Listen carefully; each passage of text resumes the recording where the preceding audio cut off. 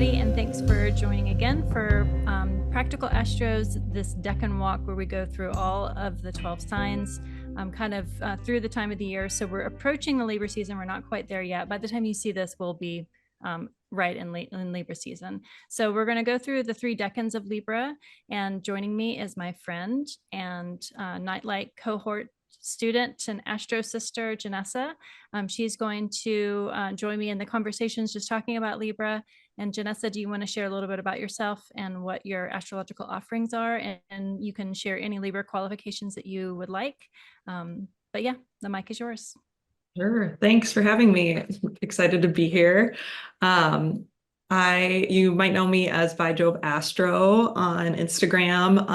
I offer all kinds of readings over on my website, byjoveastrology.com. I've got a Substack where I've been doing a podcast called the Astro Garden. And yeah, as far as Libra qualifications go, I've got a couple. I've got my sun in Decan 3 of Libra, and I have my South Node and my Mars in Libra 1. Nice. Well, let's jump into Libra. So I'm going to share my screen, and we'll start with the glyph of Libra, which before we started recording, I was sharing with Janessa how, the glyphs of astrology have been familiar for a long time. But I never knew that the glyph for Libra was the symbol of the setting sun.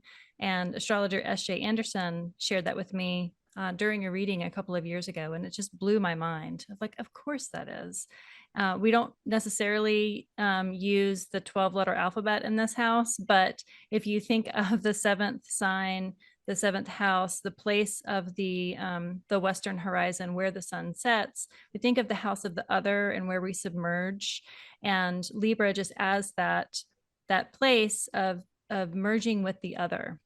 It's opposite of Aries, where it's more about the sense of self, that first sign.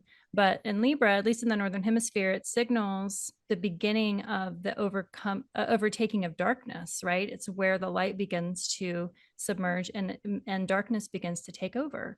And so it's that cardinal or tropical point from our perspective on Earth of when the light changes. And I just wanted to give a shout out to just the glyph and the symbol of Libra. And I inserted a little setting sun here just to kind of for a little extra punch. So yeah, I love that. I had no idea either. So yeah. It seems obvious when you look at it now, but all right. So we're going to look at the 2 of Swords. In Tarot, the 2s signal the beginning of a suit. The Ace cards are kind of the quintessential nature of the suit, and you could say that they would be the 1 of a card because they hold the energy of the card, but the 2s really initiate or start, and that's what tropical signs do. They initiate different points of light in the season. And so we have the 2 of Swords. Swords are air, the element of air, and 2 is this first decan of Libra.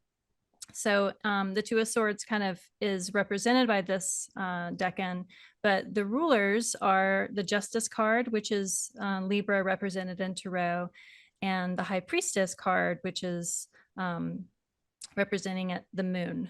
And Susan Chang calls the 2 of Swords the Little Priestess because there's so much similarity between the 2 of Swords and the High Priestess card and the Justice card. I mean, just the way that they sit, the idea that Justice is blind, and this card here, this woman is blindfolded. There's the sense of scales of swords kind of being on either side of kind of holding the scales like Libra. All 3 of these characters are sitting on a stone bench. So they're all seated, position of kind of balance and power. And especially with the High Priestess and the 2 of Swords cards, they both have water behind them, kind of suggesting a knowing that is combined with the intellectual knowing. There's like an intuitive knowing, which I think the Moon definitely holds. So before we go any further, what are your first impressions with just this card spread? And do you have any thoughts on the 2 of Swords before we go? Yeah. Yeah, I love the Two of Swords imagery. And I was reading that too from Susan Chang with the High Priestess or the Little Priestess. Yeah.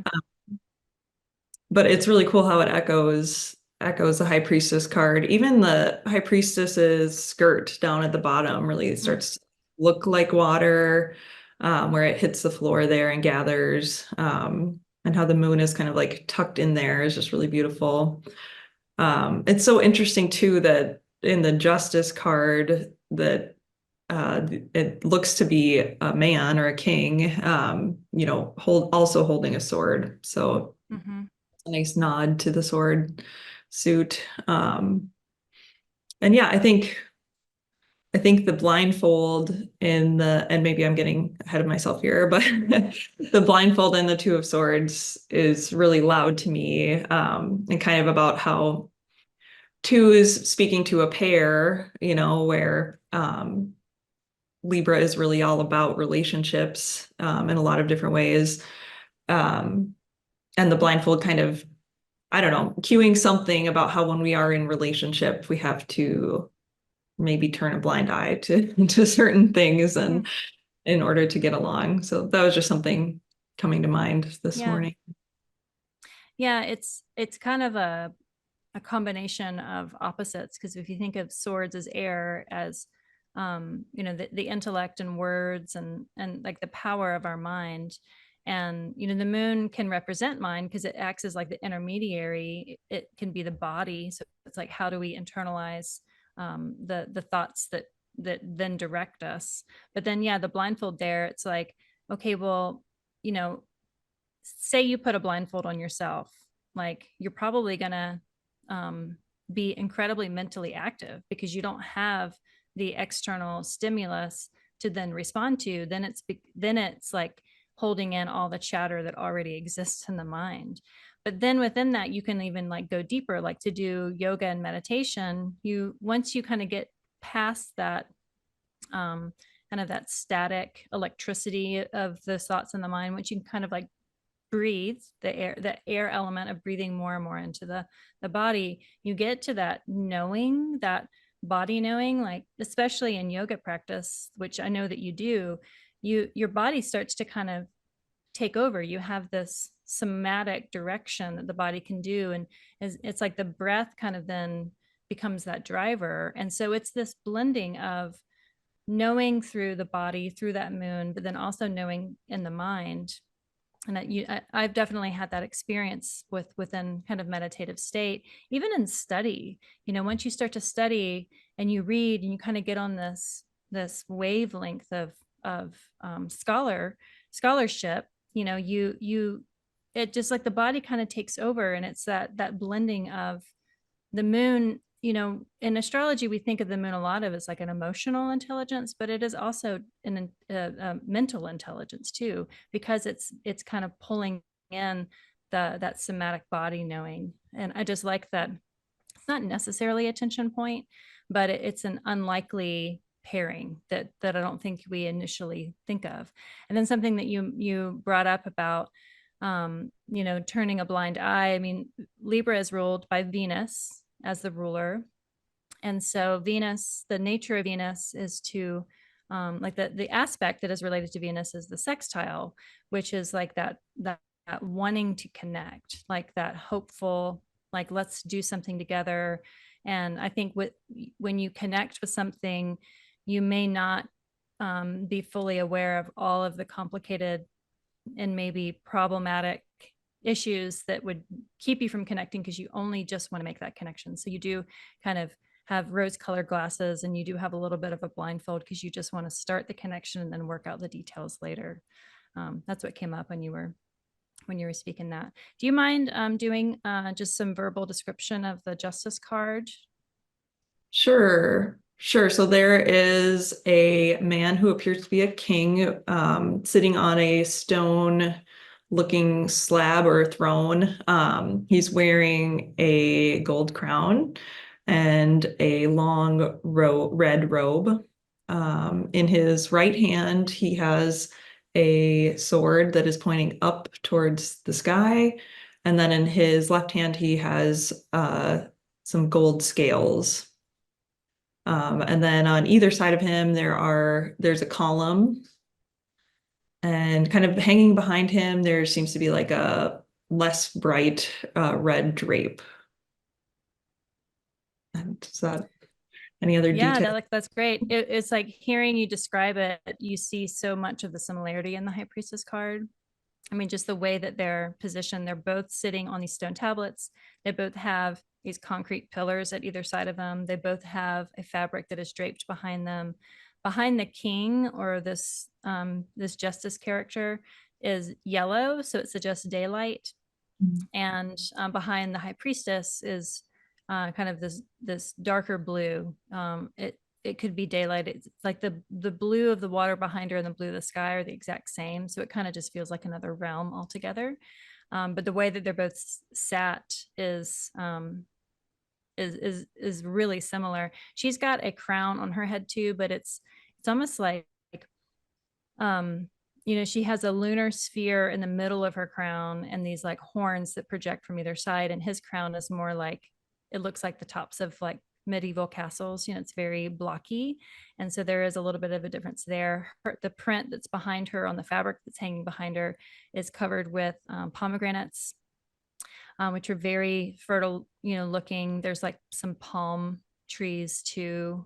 It's a really, really lively print. And then the column behind her on her left side is black, and the column on the right is white. And I think that the B is for Boaz and the J is for Joachim, but I don't quote me on that because I didn't write those notes down for it. But um, it's a shout out. And she's holding a scroll in her hand that says Torah, so Torah, which can mean law.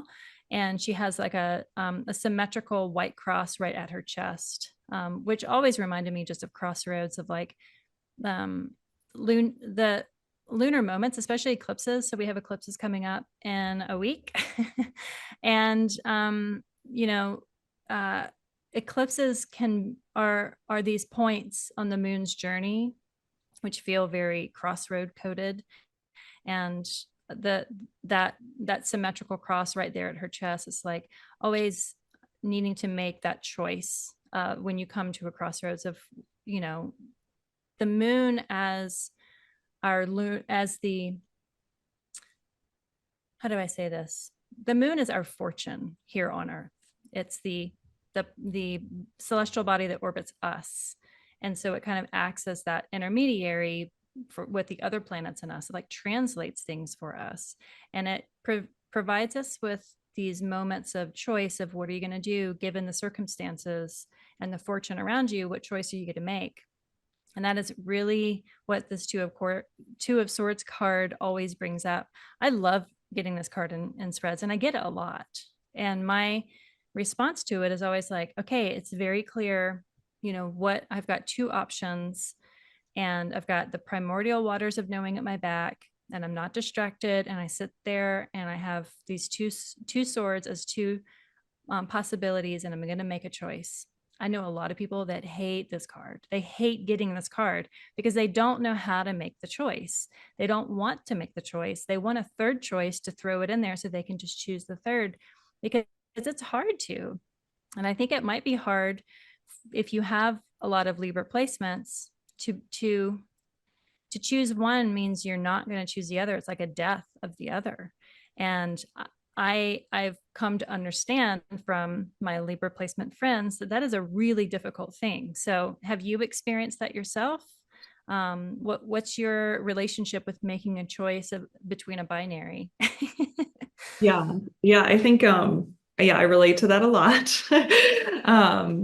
It is really difficult because you do see, I feel like you see all of the options, and like you're always using those scales and like weighing them.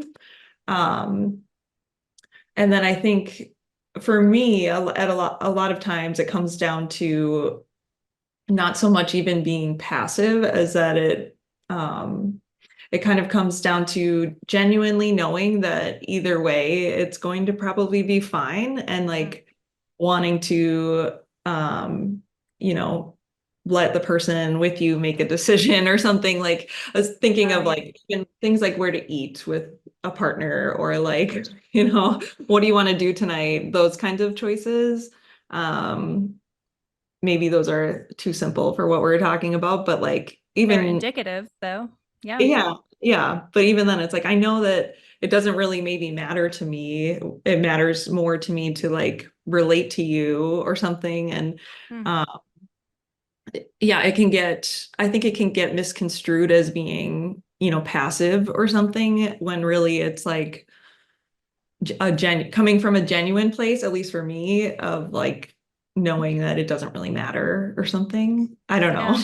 That makes sense. Well, is it that you find that the end result isn't as important to you as that there's harmony getting there? Yeah. Yeah, I think that probably is a lot of it. Yeah. Yeah. Mhm. Well, apologies to anybody that hates this card. I love this card. But I don't have any placements in this decan, so it's kind of uncharted waters for me, and so I don't have any kind of uh, hangups with it. I mean, there is this idea of passivism with Libra because it is justice. So there's an idea of fairness and, you know, the attempt for equality and equity and that balance of the scale. You know, like the scale, the Libra scales are the only machine in the symbols of all of astrology. The rest are animals or versions of human or humanoid figures. Libra is about the balance, and the trope about Libra is like Libras are balanced, and it's like no, Libras seek balance. There is this action towards making things even out and balance because nothing in this world is actually fair, and so there's lots of drive to make it fair. And I see a lot of maybe it's expressed differently because Venus rules Libra, as opposed to its opposing sign Aries, which is ruled by Mars. There's still a lot of action. I mean, it's a tropical cardinal sign. It is about making that change and making that shift. I think it can just be expressed in more Venusian ways, and so it can come off as being softer or passive, even passive aggressive, because there's this desire to find equity or balance, but it's done through Venusian ways. So it's like diplomacy is a really great Libra trait. It's like the act of diplomacy and trying to make every party that's involved in the argument or the disagreement to have some sort of power to balance the scales of justice just a little bit more. Um, but I don't think that anybody is actually balanced. I think that the seeking or the desire for as much balance as possible, um, knowing that imbalance is going to happen. I mean, we talked about it in the Cancer decan video of, Cancer, if you think of a crab kind of tumbling around the ocean waves, the trope about Cancers is that they like their home. They want their home to be stable, and they want their home to be solid and comfortable. And it's because the fortune, the environment, the circumstances around them, because they are also ruled by the moon, is it is unsteady and it's always changing. And that's kind of the cardinal nature, is like things are always changing. And so there's this reaction to that change to kind of make the house more comfortable, to make the space more comfortable, because it's going to shift. With Libra too, it's like the light is changing. Things are going to be a little bit the light of balance, the balance of light and darker are going to shift. And so I don't know, it just feels like that might fuel the desire for keeping things equal. Maybe I'm just projecting my own thoughts on this. So tell me if I'm wrong, but that's kind of how it feels from the outside. Yeah. Yeah. No, I don't think you're projecting. I think that sounds right to me. Yeah. It's Yeah. why I wore black and white stripes. um, all right, so let's move on to the next one.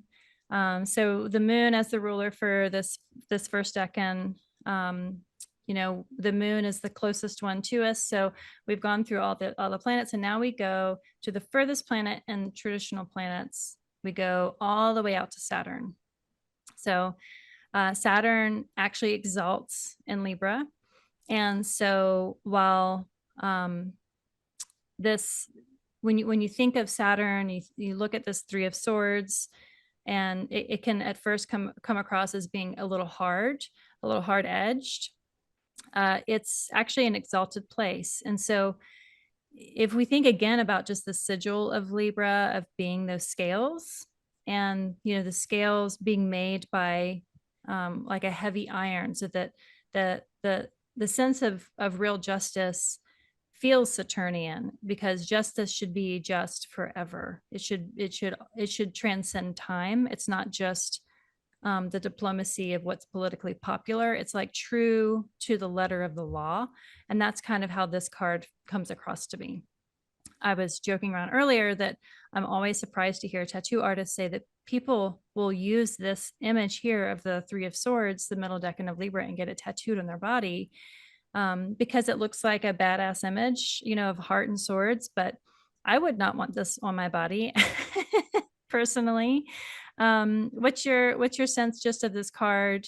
And you don't have any specific placements here, but what are your initial thoughts just on the Three of Swords? Yeah, so I think going back to the Two of Swords, if we're thinking of that as like a pair or like people in some sort of relationship with each other, and then we look at this image where it's the three, we've got like this other element that's coming into play, whether that's good or bad. I mean, the connotations of this card make it look difficult, right? Like we've got some rain happening in the background. It's gray and cloudy. They're stabbing this red heart. And we see the two in the back are kind of like crossed with each other, and then the one coming down in the middle is kind of like potentially separating those. So yeah, there's kind of like this other element that comes in and potentially is like separating or somehow breaking apart what was in the Two of Swords. Yeah, yeah. Yeah, I mean, if we look at just that front sword kind of piercing and triangulating and changing things a little bit, so it's like if the two have some sort of balance, the three comes in and offers like, well, here's a complication that now you need to seek balance again for. There's a Leonard Cohen song, and in one of the lines he says, a cracked heart lets in more light. And when I think about this heart is like a heart of heartache. I call this the Three of Hearts a lot, because it's like the heart is just so predominant in this card. But I think of like the if you've ever had your heart broken, it sucks. It's painful. It feels forever. It feels like you'll never recover. But when you do recover, you kind of come out of it, and you have grown. Your heart has actually grown, because it's like it's gone through, and it's the muscles, the energetic muscles have kind of reknitted themselves together, and you've become fortified. Fortified is just a word for Saturn over and over and over again. It's like Saturn has very hard, cold lessons. And when you come through that, because it's the only way to deal with Saturn, it's the only way to remediate Saturn is to go through it. Like there's no, I just don't see any other way around it. It's like Saturn represents that far distant planet. So it's like the most amount of time, the most distance. And when you go through something like that, you become so much more fortified, and you're fortified for a lot longer than you are with lessons of like the moon or Mercury or planets that are a little closer to us. So the pain but fortification that this card kind of presents is pretty loud for me. Do you mind describing the world card? Sure. So this one's a little bit more intricate. In the middle, we have a naked woman who is kind of very lightly wrapped in some sort of scarf fabric.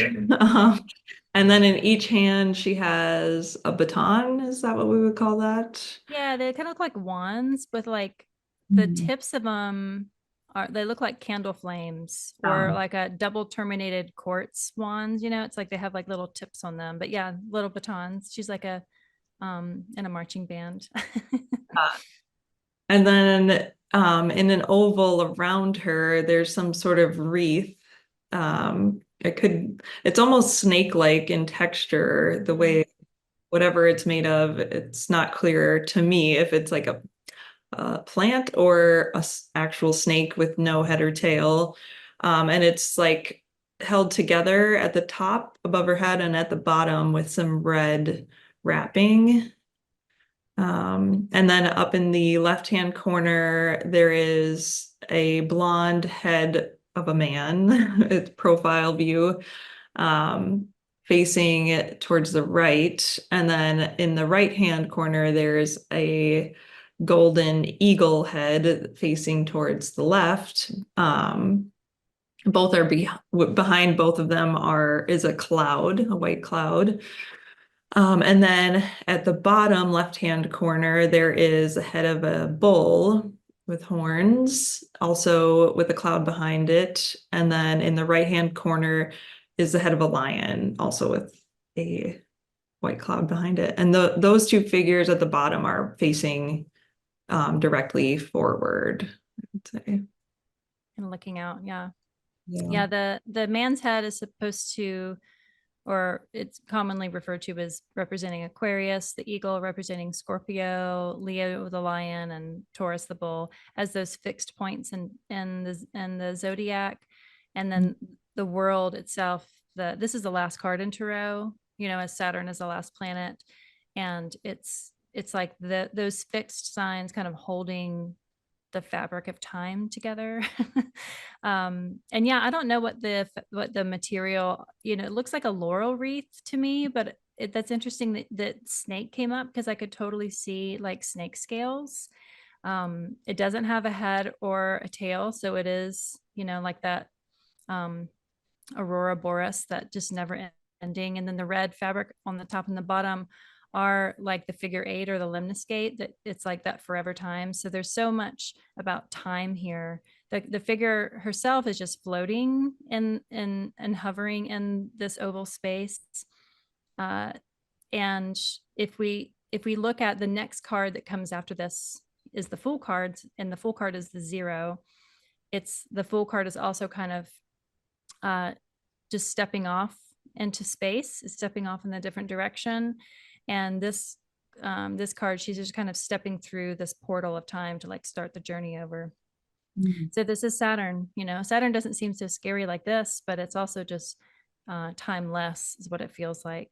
The 3 of Swords, or the 3 of Hearts, is called the Lord of Sorrow. So it's famous for not being like if you get a love reading, you get this card, it's a little unnerving, because it's not necessarily a happy card, but I don't think that it necessarily is like a doomed card. I just think that Saturnine lessons in love, they can be hard, but they're also just long lasting. And we always have that Justice card there, kind of supporting the Libra message with Venus here. So yeah, any thoughts before we move on? Yeah, I'm just thinking too about this being the second decan, and how, if we're thinking in modalities, being a fixed being, that this is Saturn, and then this is like the second modality. If we're looking at it that way, then it's very nice that Saturn echoes the fixedness here of like, okay, we had in Libra 1, that was kind of like the initial decan where we're starting the Libra decans. We're starting Libra season. And then we've got Saturn here to help carry us through in that very fixed way through the middle of Libra season. Just works out very nicely, very Libran. Yeah, nice and balanced. Yeah. And is the exaltation degree, is it 19 or is it 21 for Saturn? I can't ever remember. I have a feeling it might be the next one, but I like when things fall neatly into place. If it is 21. I also wanted so this card is called the Lord of Sorrow. The card previously was is called Peace, but I do like the little priestess for Libra 1, the Two of Swords. So we go now to this card, which is called Truce. And it's the final decan of Libra. It's the last 10 degrees, and Jupiter is the decan ruler here.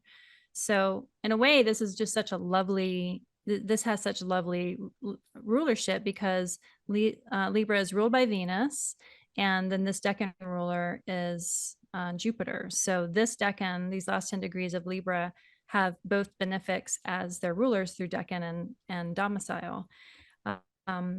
We have, in the previous card, we have the exaltation ruler with Venus.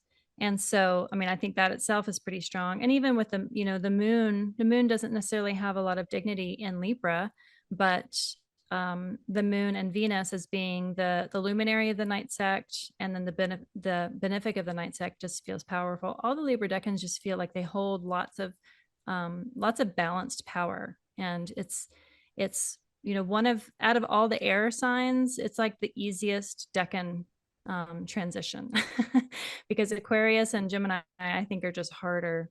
Libra has just such sweetness to it, which just kind of is Libra coded.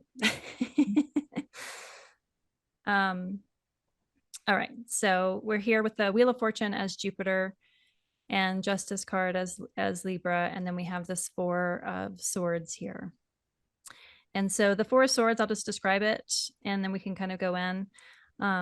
Since you have, was it your South Node is here? My sun is here. Your sun is here. Okay. So I look at this card and it reminds me of the Five of Coins, or the Five of Discs, because the Five of Discs is characters that are outside of a church in the snow, and they're looking down on the ground, but up above them is a stained glass image, and it feels very warm inside, almost like the characters outside don't realize that they could just ask for help to go inside this warm church. And this is how I imagine, like, the warm church inside is actually like a man resting very peacefully, and while there are three swords that are kind of pointing like daggers down towards him, it's like there might be a lot on this man's mind, but he is safe, he's warm, he's out of the elements, he's laying down. He has I like that he's all yellow, and the bed he is on is yellow, and the sword below him, like, is he sleeping on top of it? It signals just like an illumination or an enlightenment that provides some sort of temporary peace, because, and temporary being the key word, because it's Jupiter in the Wheel of Fortune. The Wheel of Fortune is like, it's literally the wheel. It can spin and land. You can be going up the wheel or down the wheel. You don't always know where you're going to be. But for this character in this card, it just feels like he's found some sort of temporary peace. And if that's what we get, it's like, enjoy it while it lasts, because you also know that it can change. It's that cardinal nature of things are always changing. So find the peaceful moments when you can, and hold on to them as long as you can, because you know that they will also change. So what are your thoughts on this card? Yeah, so the first thing that comes up for me is that I'll never forget Lindsay Bad Pastor sometime on her Instagram shared that I'm pretty sure that it was about decan 3 of Libra, but like about needing to lay down when you're doing anything, or just like the need to lay down for this decan. And I related to that like very much. I don't know what it is, but something about like laying down randomly during the day just to like lay down or try to do a task that way is like very, very relatable. So there's that. But then I also read this image as like to me, it looks like almost as if the man laying down is like a stone carving, and like it looks to me like a tomb where that's like the cover, and then the sword is an engraving along the side as well. Um, so yeah, I think I don't know what where I'm going with that, but that's You like can how sleep when you're dead, sort of a thing. yeah, maybe that, maybe like, you know, he's put his sword down, Hmm. and yeah, maybe that's where like the truce comes in. Either way, he's put his sword down, whether he's resting and it's temporary or whether it's like a little more permanent. Um, yeah. Yeah. It's funny what it reminded me of this George Jones song called He Stopped Loving Her Today. And you like he sings the entire song and you realize he stopped loving her today because he died. It's like he loved her until the very, very end. And so Yeah. that song came up. It's like, yeah, this character might have truce because he finally died. Like he finally let, or maybe it's like maybe it's a sword that's buried underneath him. And it's like letting a thought finally lay to rest, because Libra is air, so like that's the talent, and the curse is the the sword fighting or the word fighting, and that can be internalized very, very easily. Is, if you take the S off of sword, you get words. And, you and I have talked kind of off camera a lot about the power of words and the power of spells and casting spells simply by speaking and understanding the weightiness of the use of words. Our use of language is how we kind of practice our own personal magic, for lack of a better word. It's it is a powerful thing, but the words themselves can also become um, sometimes too heavy for us to handle. And I think just the act of laying down, you kind of like settle the blood equally along the body, and it just like that in itself helps rest and balance out the fluids so that there can be a little bit more recharge. I mean, just laying down on the ground on a yoga mat just for like in corpse pose for like 5 minutes is like a really, really recharging thing. It's like you get to like come back from the dead and like start the day over. So I like that just for laying down and resting and kind of resetting things. I think it helps the mind, honestly, to be able to do that. um, so we have the Wheel of Fortune. The animals, there are 4 animals in each corner, similar to the world card that we had previously. So we have on the top left corner, we have a man with wings with a book in his hand. On the top right corner, we have a bird. Looks more like a phoenix in this one, but it could be eagle, which, Scorpio as a symbol is often, there's these like layers of Scorpio that people will associate a phoenix or an eagle with, in addition to the scorpion. I don't actually know why, but it's like these ideas that there's the snake, the scorpion, and the eagle as forms of Scorpio. But anyway, the bird here up in the right hand corner with the book underneath its talons is suggesting Scorpio, the fixed water. Down below is a lion with wings. It looks honestly like he has headphones on in this one.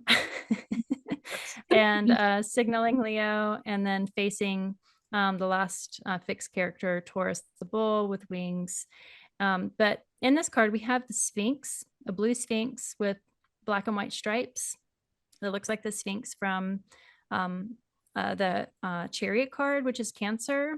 So Jupiter exalts in Cancer. So I don't know if this is like an accidental or coincidental association. I don't know why the Sphinx is there, but the Sphinx is sitting up at the top holding a sword. It's sitting on a wheel. There's a yellow snake along the left-hand side kind of creeping down, and then there's um, a, uh, a a red dog-headed creature kind of coming up from um, the bottom and going up on the right-hand side. And then you have in the spokes of the wheel are the symbols of each element. And then you have the letters T-A-R-O, tarot, or Torah, if you read it the other way, which it signals back to the lunar card with the high priestess holding the scroll that also said that same thing. And it's the Wheel of Fortune. It's like how things always change. There's an old myth of King Arthur having a dream before a battle, and he dreamt that a king got crushed by a wheel. And that was like something that very, very, very long time ago, they would sacrifice a king under the wheel to the goddess every year as like a human sacrifice, to knowing that man's fortune will always change and that the goddess or the earth spirit is forever. And so this idea of being crushed under a wheel as a possibility for our existence, we are all on this wheel. If we think of like the earth is spinning, we're all either going up or going down or going sideways. But as long as we're kind of attached to the wheel, as long as we're on the wheel, we get to keep playing the game, and that fortunes will shift really quickly. And that's kind of the lesson of Jupiter. Jupiter isn't necessarily the greater benefic that comes in and just hands you gifts all the time. It requires a lot. And as somebody that is familiar with Jupiter, and Jupiter, your astrology name is ByJove. It's like, it's a Jupiterian thing. Like Jupiter is a complex planet. It's not just one thing. It's this card. It's like everything all at once at the same time. It's a big, big active planet. And I think that this card kind of shows that there's so much going on.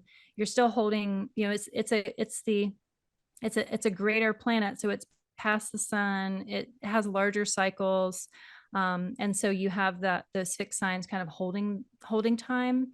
But I love this card, and it's kind of the joke for me of like, when you pull this card, if you're in a tarot reading, it just feels like every single card in tarot or the entire deck of cards, to pull the wheel, it's like anything could happen.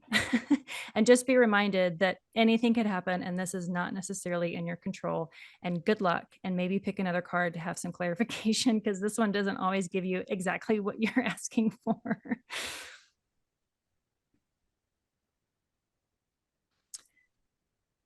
Yeah, that was a lot. Sorry, Jupiter. Jupiter just came through. I felt the spirit of Jupiter in my kitchen right now. Yeah, I'm thinking so about, yeah. no, I'm just thinking about this decan and how, and even like going back to the Four of Swords too, of like a word associated with Libra a lot is like charming, I think. And this is something Mm-hmm. I've felt um as a Libra native, of like being able to turn on and off that charm, and like that, I think it's Venusian, but it's that Jupiterian piece that comes in of like, having this knowing of how to be gregarious and or magnanimous, of like making other people feel that comfort, and doing that, maybe not always to my to my own, maybe it's to my detriment at some points, but yeah, like having that skill, and that really comes through, I think, in this decan with having the two benefics. And like even going back to the Four of Swords, like having that fourth sword that's kind of like tucked away.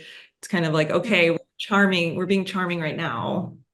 But are we concealing something too, of like, we've got our other sword here if we need it, or when it's the right time to use it.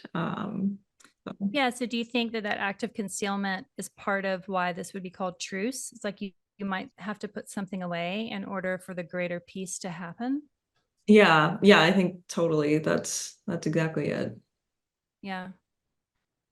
Yeah. I mean, we didn't talk necessarily about Libra just as a sign. So Libra is ruled by Venus, but the sun finds its fall here, because it exalts in the opposing sign of Aries. And then Mars is not at home because it's at home in Aries, but Saturn exalts. And so if we kind of look at all of those pieces together, we look at just the decan rulers, and whenever and I'll go back to just the first ones.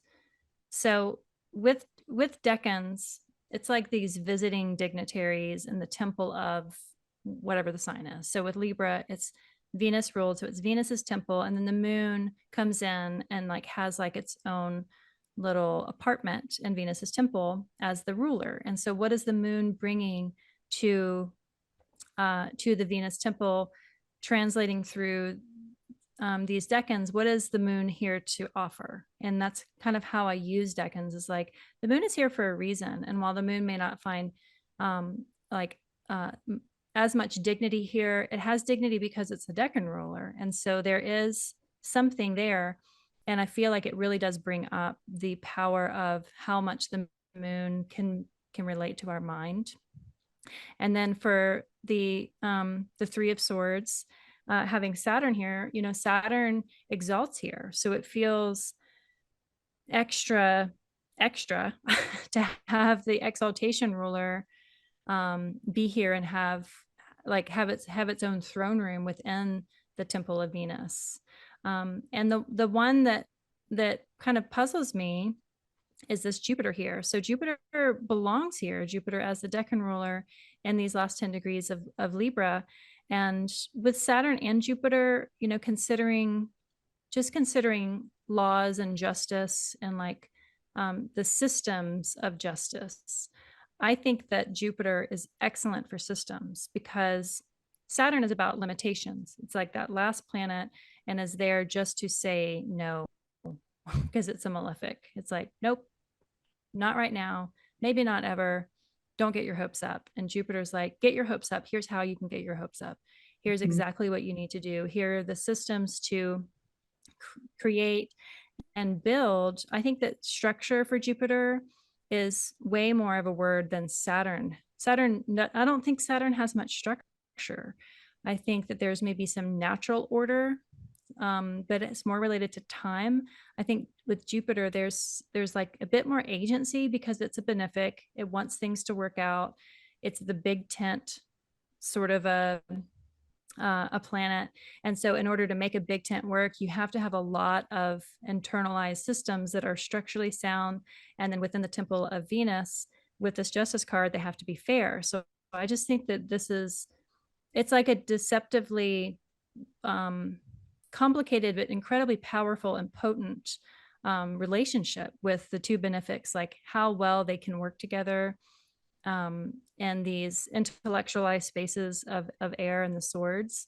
But it may be that the capacity or how much they can work together does create the need for rest or compromise. Maybe that's a word for this card, is like to have a truce. You might have to compromise some things in order for like the greater good to have, have the big tent kind of be more peaceful, is to put aside some small differences that you have.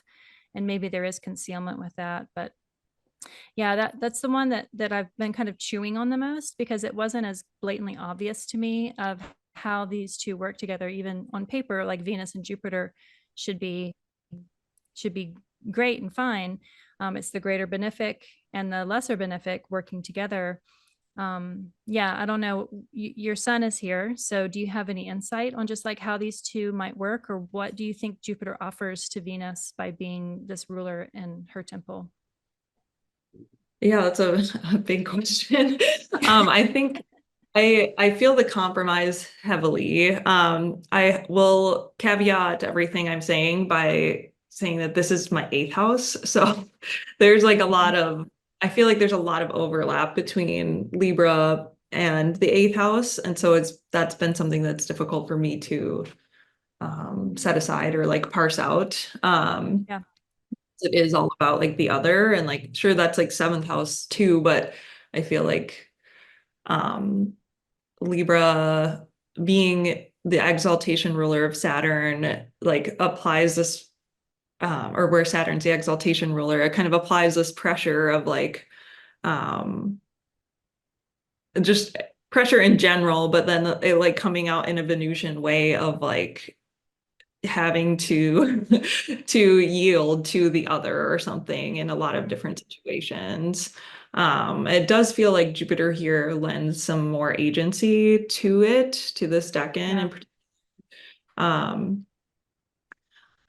but then yeah, it's also like ruled by air. So I feel like in some ways, I know I guess I tip because air is so much to do with like communication and like intellect. I related a lot to Mercury. So not to like bring in something totally off topic, but like thinking about Mercury and Jupiter being somewhat of opposites, Mhm, like the Thema Mundi or the not Thema Mundi, but the dignities. mhm. Um, and that kind of like informing a lot of this too, where it's like it is intellectual, it's like in the mind. But we have Jupiter here, um, who isn't really very mercurial at all or about the details. So um, Yeah, yeah, just kind of that juxtaposition, I guess, too. yeah. I don't know if that answers your question at all, but Yeah, I mean, like Mercury, because it's the air element, like is always here. And also, I mean, Mercury is, I mean, astrology and tarot are hermetic art. So it's like Mercury is underwriting all of this, to be honest. And but Jupiter, yeah, so Jupiter rules Pisces, and the opposing sign of Pisces is Virgo, which is ruled by Mercury. Jupiter rules Sagittarius. The opposing sign of Sagittarius is Gemini, which is ruled by Mercury. So Jupiter is like the antithesis of Mercury. It offers the big picture without parsing out the details, because it's not interested in the details. The details just confuse. It's just big picture. And Mercury, it's like it's all in the details. He's the god of small things. It's like what makes him great is because he collects so many little different things. So it's like the tension between Mercury and Jupiter exists, and so yeah, it just feels unlikely, like having Jupiter here, but I can totally feel Mercury in this Chili's tonight. I totally feel it there because of the air, and I don't exactly know, why, except for, this is the conversation about an esoteric topic that we do through a computer is like thrice great Mercury. I mean, it's like there's no way around it. So yeah, so I would be curious just to, like, once we get here, I'm going to spend a little bit more time really trying to understand. And I think with um like as a foil to parsing out the tiny little details, doing restful meditative work, one, the sun is in these last 10 degrees of Libra this year, to get a better understanding of what the big picture is, and what sort of um, teaching, because Jupiter as a teacher is a pretty common understanding, what sort of teaching Jupiter has while the sun is going through this decan. I'm curious to do that as an experiment, and I'll share it with people as I do it. But I was curious just to kind of ask your experience with your son there, your son being in a dark house. It's like the ways to see it and communicate that are going to be different than if it was not in a dark house. So I totally get that. But I think your capacity for understanding it might be greater because it's in the 8th house. It just might be harder to kind of translate it for the rest of us. All right, so I'm going to go back to just this here. So if you don't mind just doing a little bit of what's your sense of Libra season? It's your personal season, but in the Northern Hemisphere, at least, we start to see some changes. And like, what's your what's your 2 cents just on Libra as a sign, what we go through, and the preparation for the season to come, and the season that we are leaving, if you don't mind sharing that. Sure. So Libra season starts with the fall equinox at the very end of Virgo season. And again, that's the point when the light is equal. So light and dark are equal. But then from that point, everything starts to get darker. So it's kind of initiating, you know, the darkness overcoming the light at this point. Again, initiating being a keyword of like a cardinal sign. Um, it's a color like that I think gets doesn't always get over, or it gets overlooked sometimes for Libra. I think black is actually a very Libran color, with Saturn being the exaltation ruler and like the darkness piece of it. I guess that's kind of a side note, but in the Northern Hemisphere, it's getting darker, it's getting cooler. The leaves are changing. Yeah, we're heading into the darker darker time. So Libra season ends and then Scorpio season starts. I think for Virgo, Libra, and Scorpio, like one of the myths that I love is the myth of Persephone and like her descent into the underworld. I think you can kind of trace it through all three of those signs. But yeah, just like this very visible descent that we're making. Yeah, I don't know. What do Yeah. you think? Yeah, there's something about the quality of light. Like the light starts to really change. Like it does feel like the sun, when the sun sets, especially, it's like coming from a different direction. Like there's like this, the sound of the crunch of the leaves matches like the crunch of the light. I don't know how else to explain it, but like there's like this crispness to the light that you don't see at any other time of year. It's my favorite time of year for like that those you don't necessarily get like the pink hour like you do in Leo season, you know, like when the sun's down, everything just seems like illuminated pink. It's this way starker, but still so brilliant. And it could be that the leaves have fallen, and so there's just an allowance of more light, but there's this like crispness and hard edge to the light and the sound of the leaves, and like the humidity kind of gets zapped out of the air with the coolness. I don't know, it's a palpable difference between the beginning of Virgo season and the beginning of Libra season. It just feels like it's definitely now beginning to be fall. And you know, the pumpkin spice starts to come out, you know, blooms everywhere in all the stores. And like just being able to have sleeves on, I think is nice. You know, I mean, it's like all the things really do start to change. And you know, I it's the with the myth of Persephone, I mean, it's fitting because Libra is ruled by Venus, and she is like voluntarily going, like sinking, like the sunset glyph, sinking down into the other or the under, going and submerging and being, you know, that kind of that that brave surrendering to what is happening in the darkness.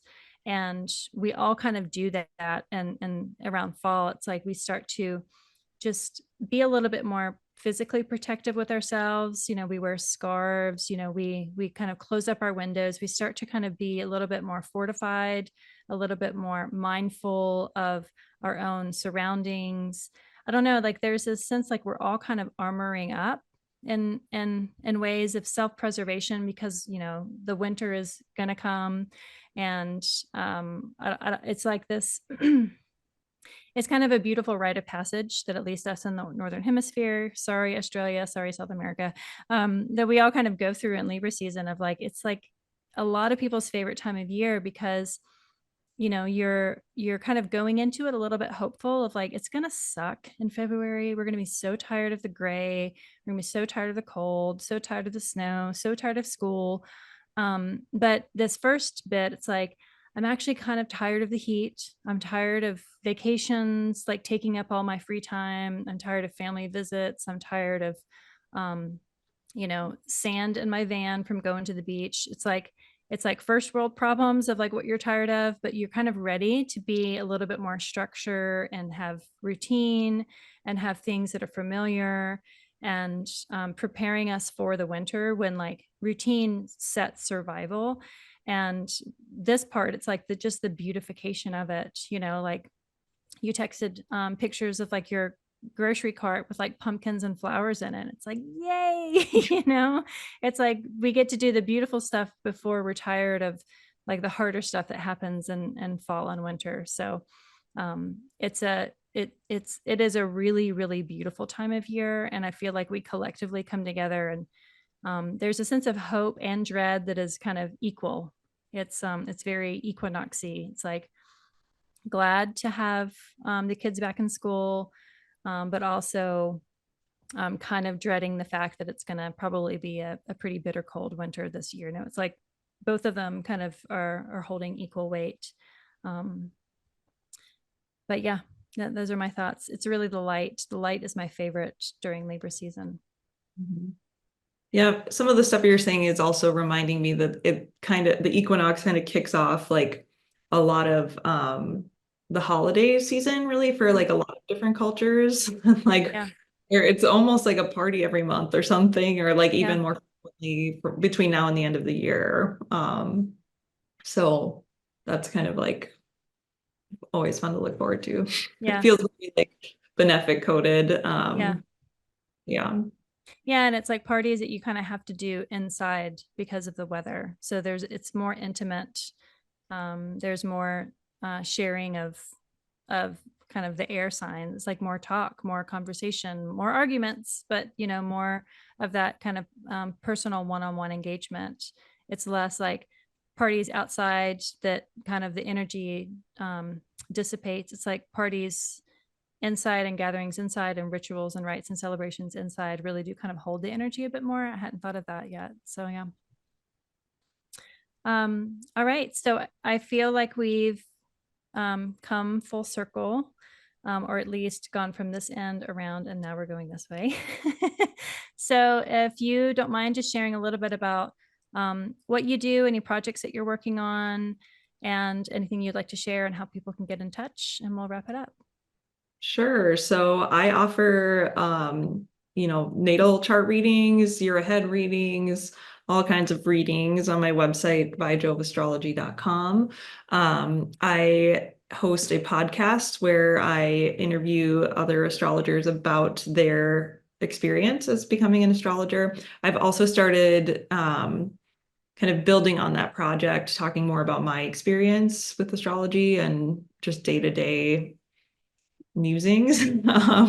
So you can find that anywhere. You can find it on Substack, but I've also been cross-posting anywhere you stream podcasts, and on my own website as well. Cool.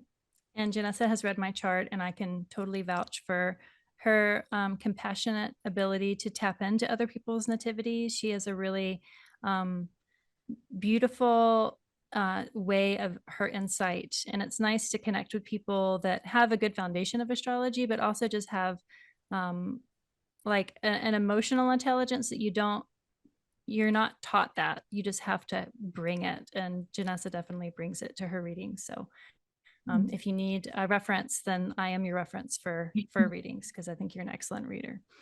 Thank So you. with that, we will sign off. Thanks everybody for listening to the Libra Decans, and we'll see you at Scorpio time.